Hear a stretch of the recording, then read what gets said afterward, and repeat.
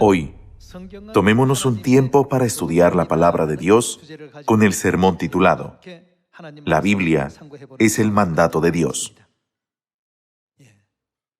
Consideremos lo siguiente. ¿Cuál es la posición de Dios en el cielo? Por supuesto, Él es nuestro Padre, pero al mismo tiempo, su título oficial está expresado como Rey de Reyes. ¿Cómo podemos expresar todas las palabras que emite el Rey? Son los mandatos u órdenes del Rey. Nadie puede ignorar los mandatos del Rey u oponérseles, ¿no es así? Al respecto, está escrito en Hebreos capítulos 3 y 4 que aquellos que fueron desobedientes nunca pudieron entrar en su reposo. ¿Por qué están escritas estas palabras en la Biblia? Es porque la palabra de Dios es el mandato absoluto del Rey. En tiempos antiguos, cuando los reyes gobernaban, desobedecer o tergiversar la palabra de un rey se consideraba una traición. No solo se consideraba traición, sino que se castigaba con la muerte. Considerando esto, ¿realmente tratamos la palabra de Dios con tal reverencia como un mandato absoluto? ¿Qué dice Apocalipsis capítulo 22 versículos del 18 al 19 sobre añadir algo a la palabra de Dios en la Biblia? Dice que Dios traerá plagas sobre aquella persona. Añadir a las palabras de la Biblia significa que uno está incorporando sus propios pensamientos al mandato absoluto dado por el Rey de Reyes, Dios Todopoderoso. Además, ¿qué sucedería si alguien quitara de las palabras de la Biblia? Dios lo excluiría, quitaría su parte de la santa ciudad. En otras palabras, tanto añadir como quitar de la Biblia conduce a las plagas, ¿no es así? ¿Cuál es la razón? Es porque cada palabra que se encuentra en los 66 libros de la Biblia es la palabra de Dios, el mandato absoluto del Rey. Sin embargo, en lugar de pensar, ¿debo obedecerlos absolutamente? ¿Acaso no solemos considerarlos a la ligera, pensando, ¿es solo una buena palabra?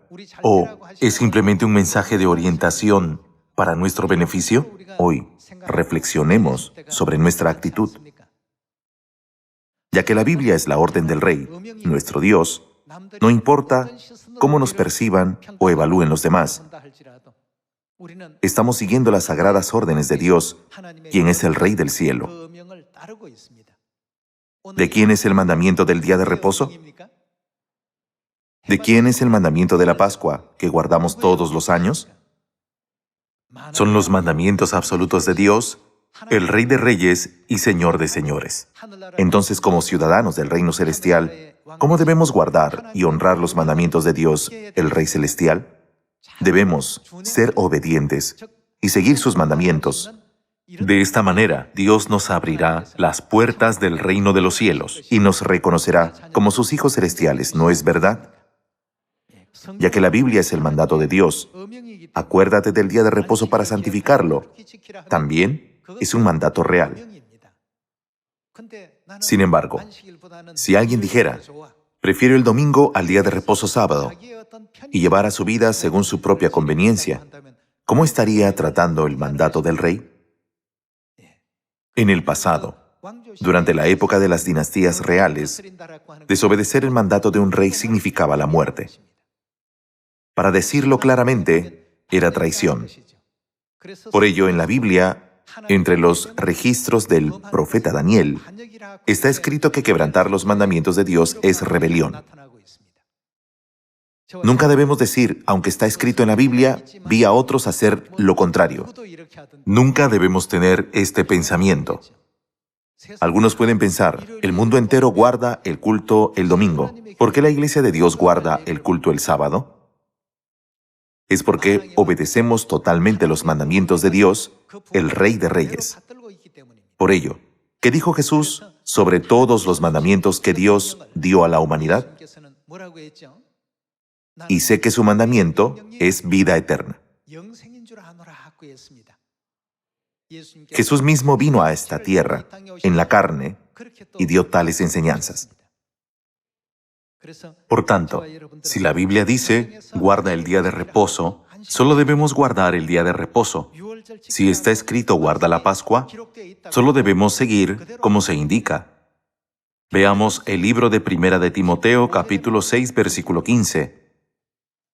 En Primera de Timoteo, capítulo 6, versículo 15 está escrito: la cual a su tiempo mostrará el bienaventurado y solo soberano.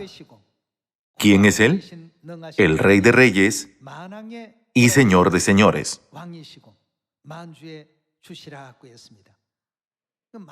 Los 66 libros de la Biblia son la palabra del Rey de Reyes, son los mandamientos de Dios.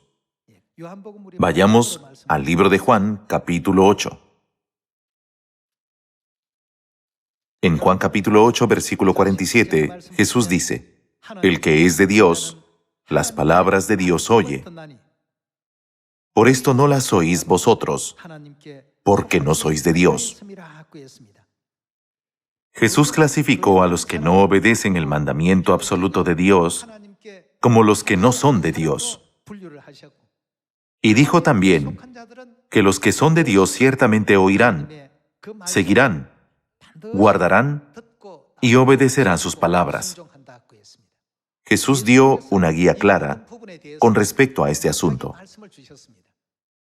En el mundo actual, vemos personas que celebran la Navidad y adoran la cruz, o personas que guardan el domingo en lugar del día de reposo y honran la Navidad en lugar de la Pascua. Podemos decir que todos ellos comparten la misma postura de rechazar los mandatos de Dios. Recorrer el mismo camino que ellos significa formar parte de un grupo rebelde. Durante la dinastía Joseon, debido a algún acto de traición, un traidor causaba la ejecución de 3 generaciones de su familia. Podemos confirmar que este hecho fue el pecado más grave entre todos los pecados, ¿no es así? Vayamos a Juan capítulo 8, versículo 51. Veamos el versículo 51. Jesús dijo: de cierto os digo, que el que guarda mi palabra nunca verá muerte. Las palabras de Dios, quien es el Rey de Reyes y Señor de Señores, no son asuntos que podamos seguir o ignorar a nuestro antojo. Puesto que son mandatos reales, debemos cumplirlos sin falta. Como el pueblo del reino de Dios, es una responsabilidad fundamental que todos debemos cumplir. A pesar de la obvia necesidad, algunos dicen: mi situación es una excepción. Mi entorno actual es una excepción. No hay necesidad de poner excusas utilizando tales factores externos. Los que honran los mandamientos de Dios son el pueblo del cielo, y ellos con total derecho pueden ser llamados hijos del reino de los cielos, ¿no es así? Algunos podrían decir: la palabra de Dios dice esto, pero ¿cómo podemos mantener la vida en esta tierra si lo hacemos así? ¿Acaso no necesitamos encontrar un equilibrio y vivir en armonía con los demás? Hermanos, por favor recuerden la palabra, no añadan ni quiten de las palabras de la Biblia. En el libro de Deuteronomio está escrito que el que obedece la palabra de Dios será bendecido en su entrar y en su salir. Por el contrario, los que rechazan la palabra de Dios y no la acatan serán maldecidos en todo lo que hagan. Los hijos celestiales deben escuchar con atención la voz de Dios, el Rey de Reyes, y guardar con diligencia todos los mandatos que Él da a su pueblo. ¿No es verdad? Por ejemplo, cuando Dios nos manda guardar la Pascua, no debe haber excusa válida para rechazar su mandamiento. Si hay 2 caminos frente a nosotros, ¿el camino de quién debemos seguir? Por ejemplo, ¿qué sucede si hay 2 hombres caminando por la calle y un perro los sigue? Ustedes no saben de quién es el perro, pero mientras los hombres caminan, llegan a una bifurcación en el camino. Un hombre toma el camino de la izquierda y el otro el de la derecha. El perro, sin embargo, va por el camino de la derecha. Entonces, ¿de quién es el perro? Es del hombre que va por el camino de la derecha. Hoy en día, ya que vivimos en este mundo donde todas las cosas están mezcladas y confusas, no podemos discernir la verdad de la falsedad. Sin embargo, definitivamente podemos ver una clara separación entre los que están del lado de Dios y los que no lo están. Esta distinción puede determinarse según se valore el mandamiento de Dios o no. La Biblia no es un sencillo relato histórico de Jesús diciendo estas palabras hace 2000 años, o del libro de Crónicas o de Reyes que ilustran cómo vivían los antepasados. ¿Cómo se escribieron los 66 libros de la Biblia? Como se indica en las palabras escritas por el apóstol Pedro, los profetas hablaron siendo inspirados. ¿Por quién? Siendo inspirados por el Espíritu Santo. Es Dios quien inspiró todas estas enseñanzas y quien ordenó que se escribieran. Sin embargo, algunos dicen, este es un libro de historia de varios reyes. ¿Cómo puede ser eso la Biblia? Algunos dicen tales cosas neciamente. Dios, que ve el fin desde el principio, ha incluido en la historia mensajes para nuestra salvación a los que vivimos hoy en día, tales como, esto los conducirá a la perdición, mientras que aquello los conducirá al reino de los cielos. Dios ha puesto su voluntad dentro del contenido de los libros de Salmos y Proverbios, así como dentro de los versículos que describen su obra de la creación, y también dentro del contenido profético de los libros como Daniel y Apocalipsis. Dios ha otorgado sus mandatos reales mediante diversas fuentes y de diferentes maneras. Es esencial para nosotros concentrarnos en estos mandatos y seguirlos apropiadamente. Sin embargo, Dios declaró claramente que el mundo no conocería todas estas enseñanzas. Dios dijo, solo mis ovejas oyen mi voz. Él dijo que aquellos que no son sus ovejas no pueden entender sus mandatos, ¿verdad? Entre los muchos mandatos de Dios escritos en la Biblia, Él también dijo, mi pueblo sabrá mi nombre. Él proclamó claramente estas palabras mediante el profeta Isaías, ¿no es así? Hoy, averigüemos mediante la Biblia sobre el nombre nuevo que Jesús usará cuando venga a esta tierra por segunda vez. Veamos Mateo, capítulo 28, versículo 18. Y Jesús se acercó y les habló diciendo, toda potestad me es dada en el cielo y en la tierra. Por tanto, id y haced discípulos a todas las naciones, bautizándolos. ¿De qué manera? En el nombre del Padre, y del Hijo, y del Espíritu Santo, enseñándoles que guarden todas las cosas que os he mandado. Y he aquí, yo estoy con vosotros todos los días, hasta el fin del mundo. Amén. Recibir el bautismo es de gran importancia, ya que es la señal de la salvación. En 1 de Pedro capítulo 3 se afirma explícitamente que el bautismo salva nuestras almas. Entonces, ¿a quién se refieren el Padre, el Hijo y el Espíritu Santo en Mateo capítulo 28? Se refieren a Dios, ¿verdad? Cuando Dios llevó a cabo su administración como Padre en la época del mismo nombre, se le llamó Jehová. En la época del Hijo, llevó a cabo su administración y fue reconocido por muchos con el nombre de Jesús. La mayoría de las personas generalmente están familiarizados con estos nombres. Sin embargo, en la Biblia está escrito, bautizándolos en el nombre del Padre y del Hijo y del Espíritu Santo. No obstante, hoy en día la gente no conoce el nombre del Espíritu Santo. Como no conocen este nombre, cuando bautizan ni siquiera mencionan el nombre de Jehová, ni el de Jesús, sino que simplemente dicen, bautizo en el nombre del Padre, del Hijo y del Espíritu Santo. Estos son solo títulos, no nombres. Los nombres y los títulos son completamente diferentes. Dios dijo bautizándolos en el nombre del Padre, y del Hijo, y del Espíritu Santo. ¿De quién es esta orden? Es la orden real de Dios, el Rey de Reyes. Sin embargo, ¿acaso las numerosas iglesias que existen hoy, que son como la arena a la orilla del mar, siguen este mandato? Ninguna iglesia lo hace excepto la iglesia de Dios. Hermanos, no hagan suposiciones pensando la Biblia debe estar llena de enseñanzas sobre cómo llegar a ser buenas personas y hacer buenas obras. Más bien debemos pensar, este es un mandato absoluto dado por Dios, el Rey de Reyes. Como un hijo del cielo, debo considerar cada palabra como absoluta y mostrar una reverencia aún mayor. Durante nuestra vida en este mundo, si encontramos algún conflicto con una orden real, debemos priorizar el cumplimiento de la orden, luego confiar el resto a Dios.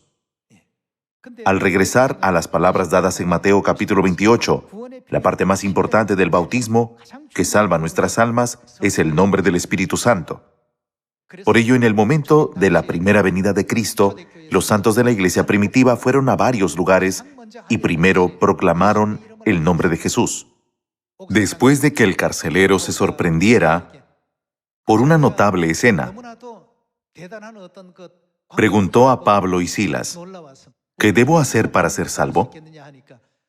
En ese momento, ¿qué le enseñaron Pablo y Silas primero? Le enseñaron el nombre de Jesús, el Salvador de esa época. Cree en el Señor Jesucristo y serás salvo tú y tu casa. Hermanos, nunca podremos ser salvos sin conocer su nombre. En la época del Espíritu Santo, al igual que en la época del Padre, todos debemos manifestar la gloria del nombre nuevo, Cristo Ansanjón, y la Madre Celestial Nueva Jerusalén. Este es también un mandato real que Dios nos ha dado para nuestra salvación.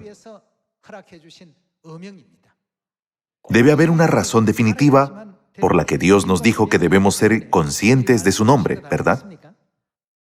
Dios nos mandó bautizar a las personas en el nombre del Padre, y del Hijo, y del Espíritu Santo. Desde el principio hasta el fin del mundo, Dios divide claramente su administración en 3 épocas, y en cada una de ellas podemos ser testigos de la obra de salvación que Él llevó y lleva a cabo. Pasemos ahora al asunto de la oración. Si vemos a las iglesias de hoy en día, todas invocan el nombre de Jesús. ¿Por qué oran en el nombre de Jesús? Si les hacen esta pregunta, ellos no podrán comprender la razón exacta. Antes de la venida de Jesús, había personas con una fe firme como Abraham y Noé, y personas como Moisés que sacó a los israelitas de Egipto. Sin embargo, ¿ellos oraron en el nombre de Jesús? No, no lo hicieron. Abraham oró, Noé oró, y Moisés también oró. Además, Josué, el sucesor de Moisés, siempre oraba a Dios en tiempos de dificultad. Elías también oró con sinceridad cuando se enfrentó a los 850 falsos profetas en el Monte Carmelo. Entonces, ¿en nombre de quién oraron? Hoy en día, las personas que dicen creer en Dios piensan que deben orar exclusivamente en el nombre de Jesús. Ellos no conocen la existencia de las épocas del Padre, del Hijo y del Espíritu Santo. Por tanto, su insistencia es unilateral. No obstante, tienen en alta estima a Abraham y dicen que Moisés es una persona de gran fe. También hablan extensamente sobre Elías. Sin embargo, no señalan el hecho de que ellos no oraron en el nombre de Jesús. Entonces, ¿fueron salvas estas personas que no oraron en el nombre de Jesús? Por supuesto, fueron salvas. Jesús dijo claramente en los Evangelios, muchos se sentarán con Abraham e Isaac y Jacob en el reino de los cielos. Todos ellos están en el reino de los cielos. Sin embargo, ellos no oraron en el nombre de Jesús. ¿Cuál es la razón? Con respecto a este asunto debemos preguntarnos, ¿es un mandato dado en la época del Padre? ¿O es uno dado en la época del Hijo? ¿O es uno dado en la época del Espíritu Santo? En la época del Padre hubo numerosos grandes antepasados de la fe, como Abraham, Isaac, Jacob, Noé, Elías y Eliseo. ¿En nombre de quién oraron todos ellos? Oraron en el nombre de Jehová. También se encuentra el rey David, a quien conocemos muy bien y apreciamos mucho. El rey David ofrecía muchas oraciones a Dios, pero siempre lo hacía en el nombre de Jehová. En las iglesias de hoy en día, la gente insiste en que uno no puede ser salvo a menos que crea en Jesús, y que no hay salvación fuera de Jesús. Si seguimos su insistencia, entonces aquellos que solo creyeron en Jehová no deberían poder obtener la salvación. Sin embargo, Jesús dijo que todos ellos tienen un lugar en el reino de los cielos. ¿No es sorprendente? Por lo tanto, debemos entender claramente quién es Jehová Dios. Jehová Dios vino a esta tierra en la carne llevando el nombre de Jesús. ¿No es así? Cuando reconocemos que ellos son uno y el mismo, podemos descubrir que hubo una época en la que se tuvo que invocar el nombre de Jehová, una época en la que se recibió la salvación mediante el nombre de Jesús, y otra época en la que debemos invocar el nombre nuevo de Jesús, ¿verdad? Es por esta falta de conocimiento bíblico que las personas serán inevitablemente destruidas. En Oseas dice, «Mi pueblo fue destruido». ¿Cuál es la razón de su destrucción? Porque le faltó conocimiento. Aunque viendo, no ven, y oyendo, no oyen ni entienden. La palabra de Dios es el mandato absoluto del Rey. Hay diferentes mandatos según cada época. Los mandatos dados en la época del Padre, en la época del Hijo y en la época del Espíritu Santo. Veamos este asunto con mayor detalle. Salmos capítulo 116, versículo 4. Veamos el capítulo 116, versículo 4. Entonces, ¿el nombre de quién invocó? Invoqué el nombre de Jehová, diciendo, «Oh Jehová, libra ahora mi alma». La mayoría de los salmos fueron escritos por David. ¿En nombre de quién oró David? Él invocó el nombre de Jehová. Entonces, ¿en qué momento la gente comenzó a orar en el nombre de Jesús? Jesús vino a esta tierra al final del largo periodo de tiempo del Antiguo Testamento.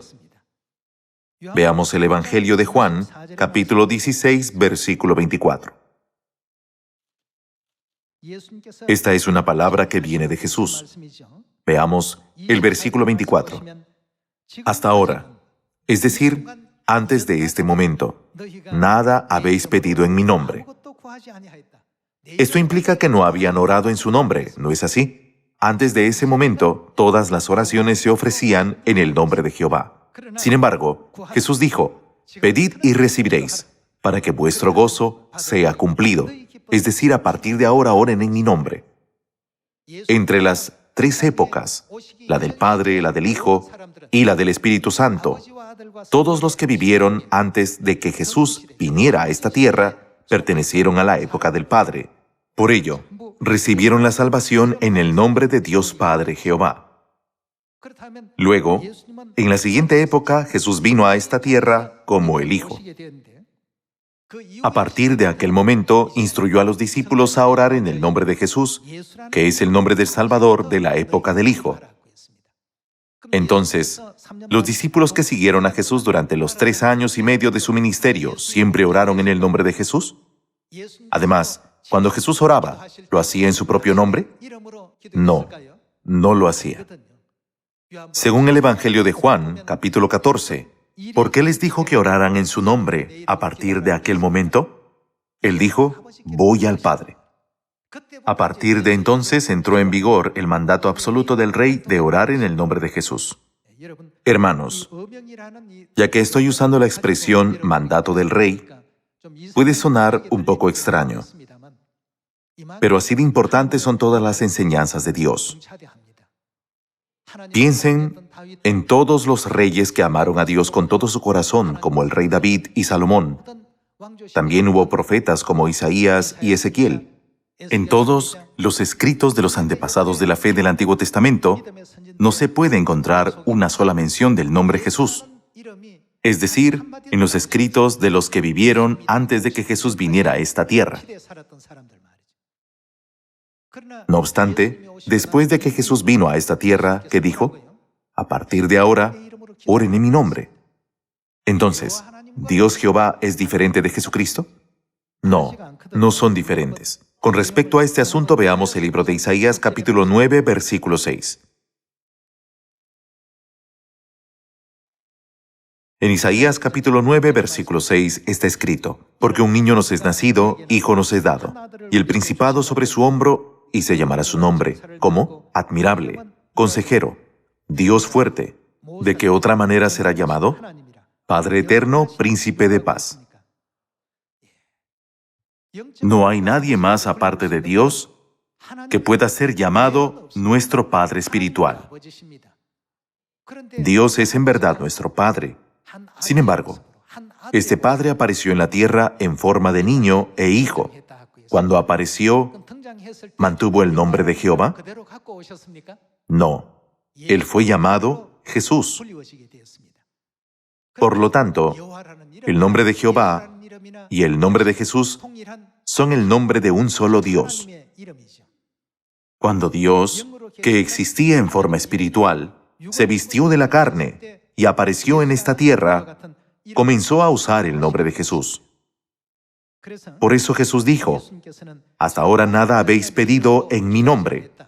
Desde ahora, orad en mi nombre. A partir de aquel momento, comenzaron a orar en el nombre de Jesús. Al final de su ministerio de 3 años y medio, Jesús murió en la cruz, resucitó de entre los muertos al tercer día y ascendió al cielo 40 días después. Todo según la profecía. Luego, también explicó sobre su segunda venida. Está escrito en Hebreos capítulo 9, que sin duda vendrá por segunda vez para salvar a los que le esperan. ¿Qué nombre usará Cristo cuando venga por segunda vez? El nombre nuevo de Jesús. Jehová Dios, Jesucristo y Dios que viene con el nombre nuevo son uno solo y el mismo. Sin embargo, a lo largo de su obra de la redención, cada vez que vino a esta tierra, apareció con un nombre diferente. Entonces, ¿cuándo vendrá? En Mateo capítulo 24 Jesús dice, cuando ya la rama de la higuera esté tierna y broten sus hojas, conoced que estoy cerca a las puertas. En otras palabras, quiso decir, cuando la nación de Israel recupere su soberanía y logre su independencia, en ese momento estaré llamando a la puerta. ¿Cuándo es ese momento exactamente? En mayo de 1948, la nación de Israel obtuvo su independencia, que se logró después de casi 1900 años. A partir de entonces, ya no es la época del Padre ni la del Hijo, sino la época del Espíritu Santo. Entonces, en la época del Espíritu Santo, ¿Dios continúa usando el nombre de Jesús? Hermanos, el nombre es realmente importante. Durante la época de la iglesia primitiva, ocurrían acontecimientos notables cada vez que se invocaba el nombre de Jesús. En consecuencia, todos los santos de la iglesia primitiva predicaban fervientemente el nombre de Jesús, como de suma importancia. El Salvador que nos redimirá es Jesús. Esto es lo que predicaron en la época del Hijo. En la época del Padre, todos proclamaban, no hay Salvador fuera de Jehová.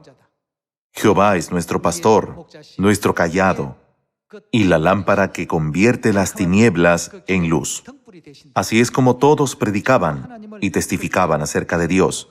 Vayamos a Apocalipsis capítulo 3, versículo 12. Veamos el versículo 12. Al que venciere, yo lo haré columna en el templo de mi Dios, y nunca más saldrá de allí. Y escribiré sobre él el nombre de mi Dios, y el nombre de la ciudad de mi Dios, la nueva Jerusalén, la cual desciende del cielo de mi Dios, y mi nombre nuevo. Aquí, ¿a quién se refiere yo? Se refiere a Jesús. Por tanto, esto indica que Jesús tiene otro nombre, el nombre nuevo.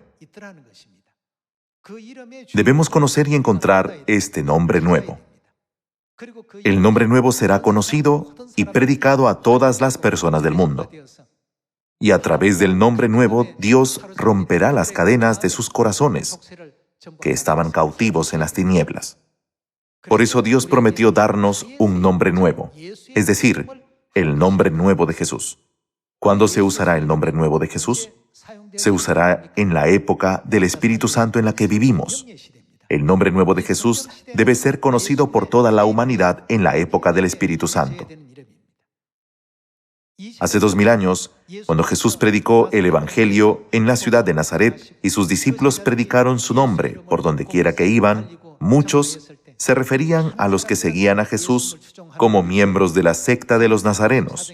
Podemos ver este relato descrito en el libro de Hechos, capítulo 24. Esto se debía a que ellos predicaban la verdad del nuevo pacto, que nunca antes se había escuchado y era completamente diferente de lo que se había enseñado a la gente. Dios mismo vino a la tierra y proclamó la orden real. Todas las cosas viejas serán desechadas. Ahora, que todos se concentren en lo nuevo. Aunque concedió a su pueblo un nuevo sistema, los israelitas se negaron a aceptarlo diciendo, no lo seguiremos, aunque sea la orden del rey. Las formas antiguas son mejores. De esta manera, ellos insistieron en el antiguo sistema llamado Antiguo Pacto. Jesús concedió la Pascua del Nuevo Pacto, el día de reposo del Nuevo Pacto y la ceremonia del bautismo del Nuevo Pacto. No obstante, ellos argumentaron que eran innecesarios. Es como si un rey declarase, aunque os ordené hacer así hasta ayer, a partir de hoy os doy una nueva instrucción. Así es como Dios dio una nueva orden, marcando el comienzo del tiempo del Nuevo Pacto. Antes de que Jesús anunciara el Nuevo Pacto, todos los sistemas del Antiguo Pacto aún podían ser efectivos. Sin embargo, el tiempo del Nuevo Pacto ha comenzado y Dios nos ha dado nuevas leyes. Debemos acatar estas nuevas leyes y adherirnos a ellas fielmente, ¿no es así? Dios incluso dijo, deben bautizar a las personas en el nombre del Padre y del Hijo y del Espíritu Santo. ¿No deberíamos conocer el nombre nuevo? ¿Cuál es el nombre nuevo? En Isaías capítulo 25 está escrito, «He aquí este es nuestro Dios, le hemos esperado y nos salvará». En otras palabras, esto significa, el que destruya a la muerte para siempre, con el vino refinado es nuestro Dios. De esta manera, Dios ya nos ha dado a conocer cómo será su venida a esta tierra. Aparecerá por segunda vez en la carne para salvar a los que le esperan. En el capítulo 4 de Miqueas se afirma, en los postreros tiempos el monte de la casa de Jehová será establecido por cabecera de montes y nos enseñará en sus caminos. Ahora, todos estamos viviendo en la época del Espíritu Santo. Por ello, en estos últimos días, el nombre de aquel que nos enseñará en sus caminos en Sión tiene una gran importancia para nosotros. Incluso durante la iglesia primitiva, los discípulos expulsaron los espíritus malignos invocando el nombre de Jesús. Depender de su nombre nos concede el perdón de los pecados. Y mediante su nombre también recibimos la promesa de salvación de Dios. Hermanos, el nombre de Dios es muy importante. En la época del Espíritu Santo, los nombres del Padre Cristo Ansanjón y de la Madre Celestial Nueva Jerusalén deben predicarse a todo el mundo. Por esta razón, ¿qué nombre está profetizado en Apocalipsis capítulo 3? No es el nombre de Jesús, sino el nombre nuevo. Aunque se ha emitido la orden absoluta del Rey sobre el nombre nuevo, algunos dicen, no existe el nombre nuevo. Invocar un nombre nuevo es una herejía y una falsedad. Esto también es rechazar la orden del Rey. Si un nombre no es utilizado por los demás, ¿tiene algún valor como nombre? Aunque nuestro nombre nos pertenezca, lo utilizan más los demás que nosotros mismos. El nombre nuevo de Jesús contiene un mensaje esencial para que la humanidad obtenga el perdón de los pecados y logre la salvación en esta época. Por lo tanto, es fundamental que la gente conozca ampliamente este nombre nuevo. La Iglesia de Dios cree en Cristo Ansanjón y en la Madre Celestial la Nueva Jerusalén. Espero que este mensaje pueda asociarse inmediatamente con la Iglesia de Dios. Para que esto se haga realidad, revelemos con orgullo y gloria el nombre del Padre y el nombre de la Madre a todos los pueblos del mundo. Aunque la Biblia consta de oraciones y palabras, está completamente compuesta por los mandatos absolutos del Rey y por lo tanto, cada línea es valiosa. Ya que contienen preciosas enseñanzas, todos deben seguir estas enseñanzas y ser bautizados en el nombre nuevo. Esperando que todos los miembros de la familia de Sión disfruten de bendiciones y gracia todavía mayores en este nombre, me gustaría concluir el sermón de hoy. Muchas gracias.